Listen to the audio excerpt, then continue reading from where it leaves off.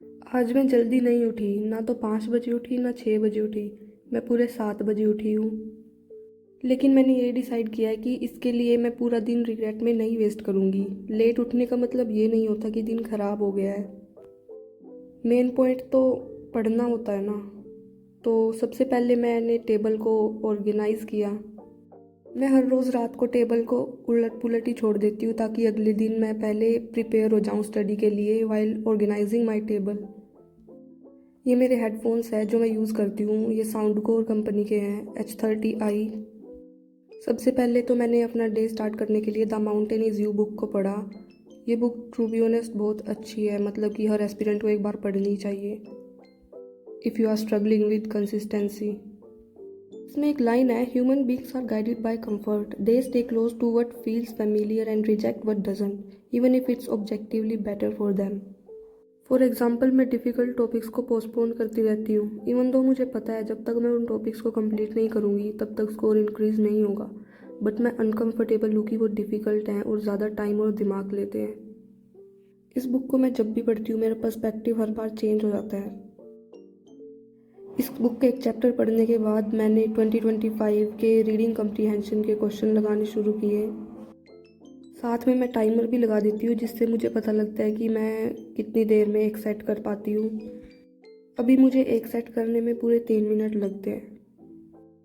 Reading comprehension में मेरे mostly सारे ही सही जाते हैं क्वेश्चंस, क्योंकि सबसे पहले मैं पैरा को समझती हूँ और उसकी पैसेज की टोन को समझती हूँ कि न्यूट्रल है या ओपिनियनेटेड है। जब ये क्लियर हो जाता है तो फिर मैं उसके बाद ऑप्शंस पे जाती हूँ। रीडिंग कम्प्रीहेंशन के बाद मैंने क्लोज टेस्ट स्टार्ट किए और क्लोज टेस्ट मेरा इंग्लिश का सबसे ज़्यादा वीकेस्ट एरिया है। कांट इवन इमेजिन, मेरे 2 से ज़्यादा सवाल सही जाते ही नहीं है क्लोज टेस्ट में। Like what the hell is sequestration. वैसे कुछ दिन पहले तो मेरा एक भी सवाल सही नहीं जाता था क्लोज टेस्ट का, लेकिन अब तो फिर भी एक तो सही जाने लग गए हैं क्योंकि मैं हर रोज़ पढ़ती हूँ। आप स्क्रीन को एक बार पॉज करके इस सेट को एक बार ट्राई कर सकते हैं if you want. Cloze test में मैं बहुत ज़्यादा वीक हूँ। मुझे समझ ही नहीं आता। मुझे ना क्लोज टेस्ट के ऑप्शंस हैं जो इनका मतलब पता होगा, लेकिन मुझे यही नहीं पता कि पैराग्राफ कहना क्या चाह रहा है। If you guys have any solution to this please comment में बताएं। University as both a disciplinary and effective apparatus perpetuates this capture by codifying dissent into legible critique, thereby neutralizing its subversive potential. ये मेरे reading comprehension के हैं जो 5 के 5 सही हैं, एंड ये मेरे क्लोज टेस्ट के हैं जो कि सिर्फ 2 सही हैं, उससे ज़्यादा होते ही नहीं है कभी भी, और कभी कभी तो एक भी सही नहीं जाता। मुझे रोना आ जाता है कभी कभी तो मेरा क्लोज टेस्ट का स्कोर देख के मैंने चैट जीपीटी के साथ थोड़ा मत्था मारा और उसने मुझे बताया कि थोड़ी सी कंटेक्चुअल वोकेबुलरी आती है। फॉर एग्जांपल, फेमस की जगह नोटोरियस वर्ड यूज़ हो रहा है। और फिर उसने मुझे सोर्सेज भी बताए कि जैसे कि मैं द हिंदू, जो कि हर कैंडिडेट को पता होता है, हिंदू का ओपिनियन आर्टिकल और बच्चे सोर्सेज स्क्रीन पे शो हो रखे हैं। रीडिंग कम्प्रीहेंशन और क्लोज टेस्ट करने के बाद मैंने एक फुल मॉक टेस्ट दिया, जो कि मैंने अपने फ़ोन से ही दिया था तो मैं रिकॉर्ड नहीं कर पाई। और एक फुल मॉक टेस्ट देने के बाद मेरे दिमाग की नसें टाइट हो गई तो मैं चली गई बाहर। To be honest, I was feeling really anxious about my marks. तो फिर मैं बाहर जाके देखा, थोड़ा पेड़ देखे मैंने, तो I was like it's not that deep actually.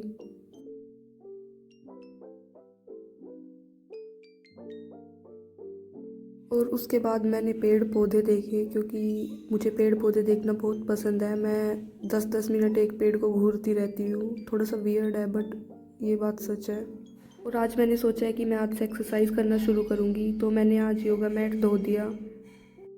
इसके बाद मैं नहाने चली गई और फिर मैंने चाय पी। चाय मैं मोस्टली स्टील के गिलास में पीती हूँ क्योंकि इसमें ज़्यादा देर तक गर्म रहती है।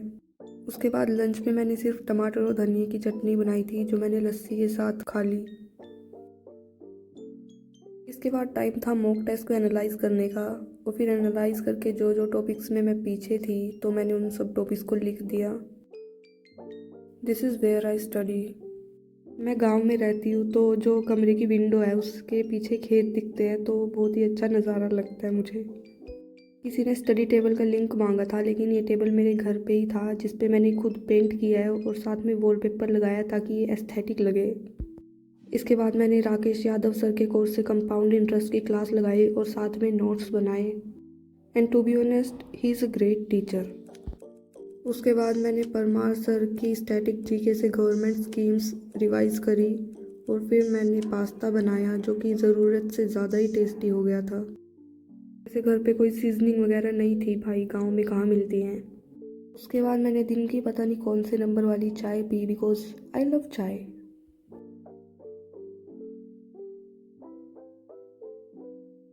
योगा मैट धोने के बाद भी मैंने योगा मैट का यूज़ ना करते हुए किचन में ही इंक्लाइन पुशअप्स लगाए और आज मैं इतना ही पढ़ पाई।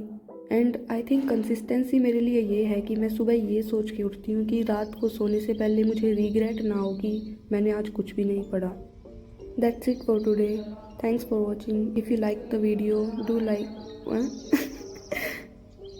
I was saying if you like the video do like the video. What the fuck.